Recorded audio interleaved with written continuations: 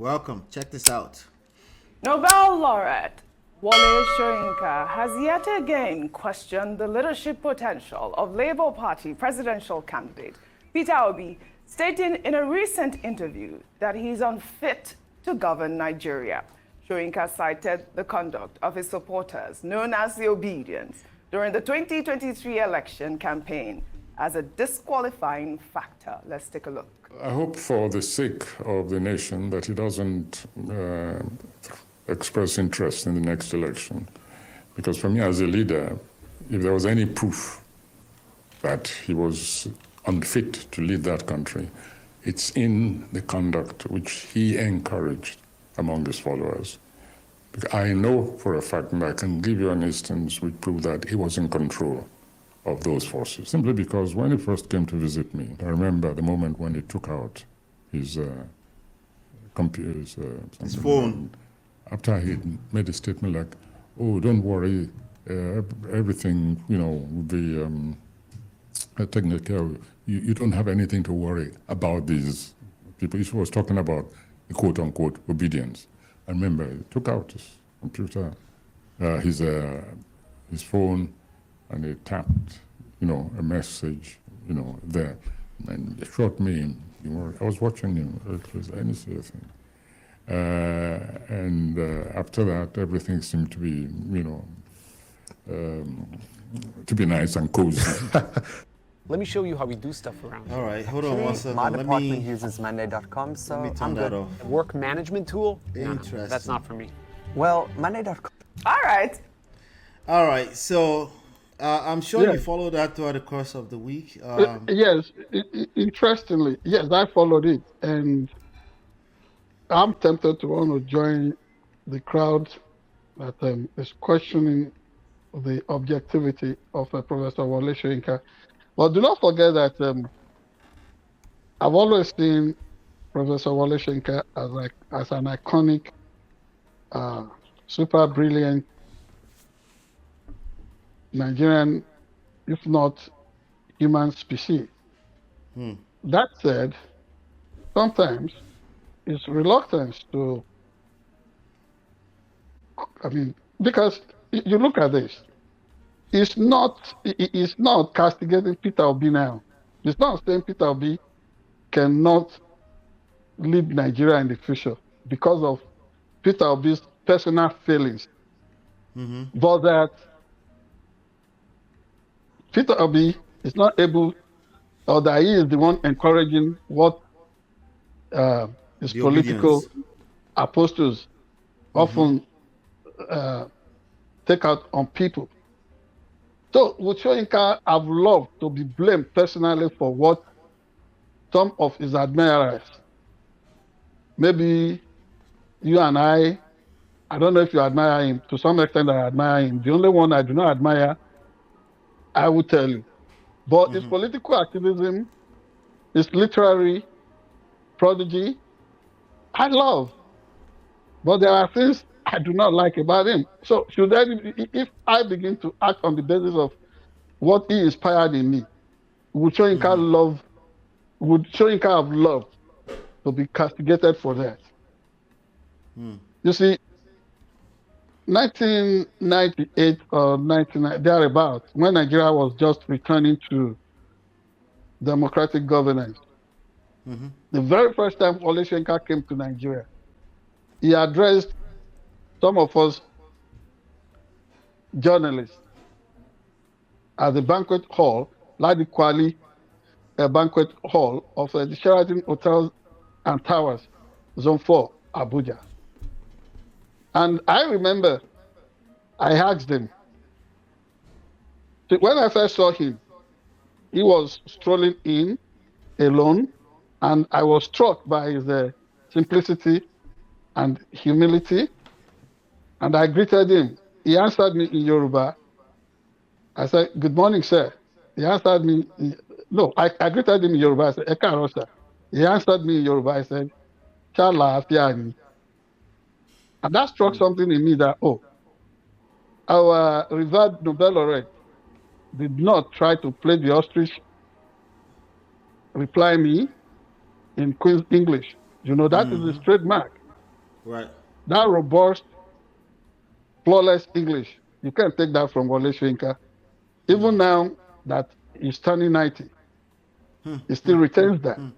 Yeah. So what I asked him at that forum when eventually he met us was, how did he feel about all those things that were written about him, especially trying to use the characters of his work in Lion and the Jewel, how Conscience International, which used to be published by Abiola Ogundokun, how they use that to interpret it to the world.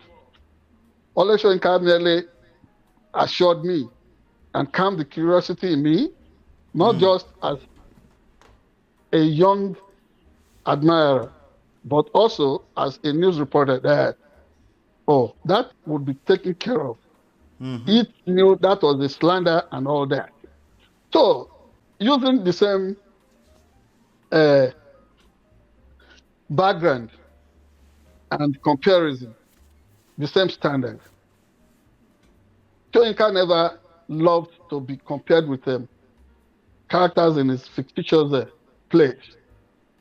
Why would he want to subject Peter Obi to that standard that, oh, the amorphous, the sometimes amorphous crowd constituting Peter Obi, that movement, phenomenal movement, to be the standard for which he would give that magisterial pronouncement with almost some tone of finality that Obi is never fit to be president of Nigeria.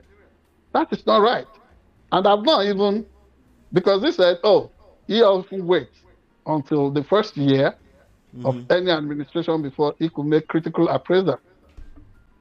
Remember, it was at a colloquium to mark one of his birthdays that I attended at a museum center in Lagos in the past, where Tinubu answered my question on bankrolling democratic governance, whatever, especially that of Arthur John Mills in Ghana, where Tinubu answered my question and punched my chest. I'm still waiting for Soyinka. Now it's getting to a year. I want his critical appraisal of Bola Tinubu's administration, 1 year in government. The way he's quick to castigate this OB, I hope he will be so guarded too in making pronouncements on the bad pains and pangs of Tinubu's first year in government. Finally, on this subject, you know, Wole Soyinka and the late Chinua Achebe is a friend and contemporary. Had this issue when Soyinka was made Nobel laureate, and people and Achebe lowering his guard said, "Oh, thank God, it's not been made the Asiwaju or Obuefi of African literature," and everybody thought Achebe was being jealous and petty. Now, Soyinka was recapturing moments where he would want to cook some preferred piece of meat, and the people will caution Achebe not to eat with him and all that, and then all this suspicion. Soyinka should be more should be more cautious of what he says, so that as an iconic Nigerian and African figure, global figure indeed, if he doesn't want to be reduced in stature, the way we respect him, because this is the same Soyinka who lambasted Alex Akinyele in those days has been on drug, the Oju Orolari drug. I do not want Soyinka to do things that would diminish the kind of respect we have for him. He's our towering figure. He's a major brand for all of us. And in this twilight of his life, he should learn to stay away from the troubled waters of politics and its untoward commentaries. Thank you very much.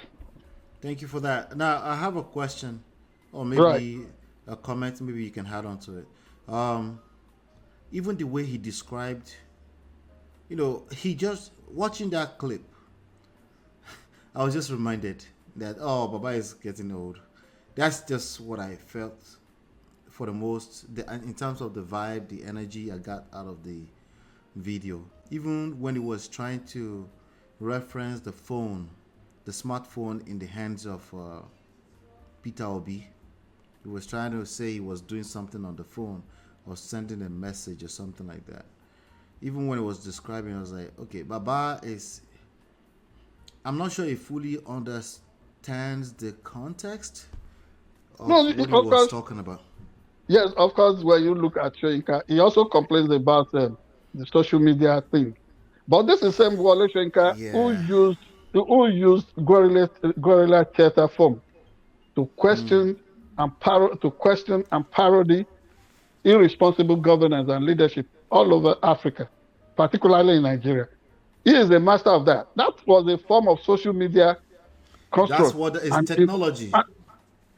this time, it's taken to, it's become technology driven. He Yeah. used the theater to do that. Yeah. Yes, the theater was his own social media platform. So for Right. him to suddenly begin to question what the people of this generation, of course, you have mentioned it. This is our own lion. He's Yeah. getting old. It's getting Is it old. going to It's miss? a, it's Is a, it's it, a, it's a, it's a, it's a. He's like, oh, Baba he, is, he's out of touch. he and Fela Anikulapo, he's not out of touch. I think he's becoming, he's finally telling on him. He and Fela Anikulapo Kuti has been a major inspiration for what Nigerian youth are doing on the social media. On social media. So, Right. yes, Right. and Right. to that extent, we can forgive him. And you know, Yeah. Yeah. when you're an elder, there is a way you use it to lord it over younger ones. Just that Yes. Soyinka never had that spirit. And at this point in He time, we that would say that the respect it's should be getting to mutual. him. Yeah, Yeah. the respect has to be mutual. We will respect his old age. We will Right. respect his achievement. He also has to respect what we That these want. young people know what they're doing. Yes, he was the one who spoke of the wasted generation. And he should understand that this generation would not want to be wasted. All right. All right. Yeah. Thank you so much. I think we did another one in the bag. Thank you, everybody. Hit the like button, share, subscribe, follow, leave your comments. Okay. It's helping us. It goes a long way. It's encouraging to see when the numbers are showing. This last week was fantastic in terms of numbers, and it's all because of you. So thank you so much. Any last words for them, sir?